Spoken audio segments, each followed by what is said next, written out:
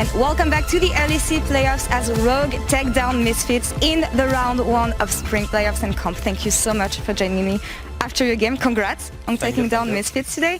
You came off dominating, honestly, throughout the whole series. And I mean, it makes sense, especially given the fact that all the players said you were confident in the fact that you could take down Misfits. But I want to ask, what made you so sure that their style would reach their limits in best-of-5 scenarios? Well, I feel like people, for example, the regular season, there's always people talking about us of playing one-dimensional style and a lot of this, but I feel like Misfits are kind of the same. Okay. And they had some specific picks that they used to play the whole season, like Jinx, so that's why it was out. We just felt like it was really comfort for him, and we wouldn't feel that threatened if he played anything else, right? Mm-hmm. I mean, Zeri game 1 was kind of annoying, but then we kind of figured out what we should do. So yeah, pretty much we just targeted their, we felt like their weakest points, and we banned some OP champs, let's say, and we just played out the game, yeah. Yeah, played that really well indeed for you guys. Quick question about game 3, maybe? What happened there? Well, it was legit one move that we did wrong and we lost the game. I feel like when we went on top and Odoamne got really chunked. Yeah. And the thing is, we committed a lot of numbers on top, like both Jarvan and Nautilus, right? And our goal was to just make Jace viable for the game, but then after what happened, both me and him were really doomed, kind of, because I also lost to Waves bot because their jungle and support fully rotated to bot because their top was already winning. So that's pretty much sum up, I think. And also I feel like we gave LeBlanc to Veto, which I think he's really good with the Samp. But yeah, I mean, we banned it game 4, so there was no problem. Happens, honestly, but how hard is it to reset after a game like this? You had the edge, you had the momentum. I don't know, Vitio picking Akali in the next game, last game, we know that he's really good on the champion. Were you confident in your ability to I mean, I was kind of being chilling. I didn't care, to be honest, about game 3. And I mean, the Akali, for sure, it's like a highlight champ, and it's really hype when people pick it right. But specifically with their team comp, I felt like it was really bad because they also picked Cannon on 4th pick, right? So they had way too much AP for us. So it was kind of, we were happy to play against. Easy peasy and easy to manage. Yeah. You mentioned the bot lane.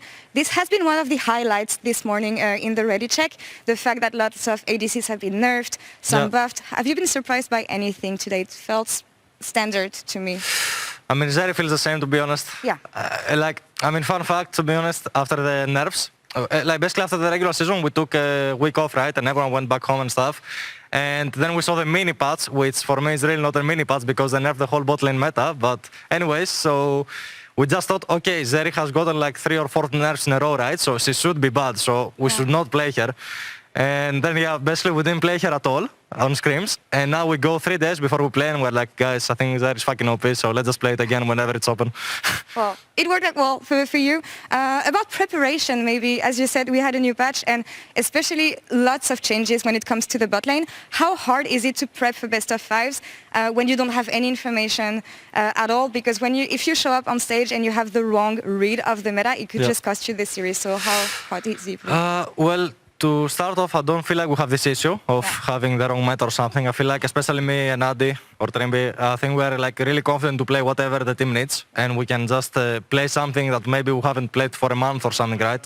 But I feel like just we are in that skill individually that we can just play whatever the team needs, right? So I'm really not worried, especially about bot meta, even after that mini patch. Feels like you guys understand each other quite well, honestly, looking ahead at playoffs. You tweeted something that I found really interesting, the fact that you were back playing best of 5 series after such a long time. Yeah. You said also that it was special for you playing best of 5s. Yeah. Could you tell me more about these vibes and what you felt today on stage? I mean, honestly, I enjoyed my time so much, and I feel like I will keep doing this whenever I play, right? Especially on stage. But yeah, about the thing I tweeted, I felt like my last best of 5 might have been in 2019 or something, right? So it's actually been a long time, but I remember just this feeling of, even if you lose the one game, it really doesn't matter, right? You are so hyped to go into the next one and you just reload and refocus, and yeah, it's always really enjoyable to play best of 5s. Such a different setting, and the best competitive one, of course. Yeah. Quick words about the series tomorrow. You'll be facing the winner next week. Yeah. Rogue, Fnatic, G2, who takes it?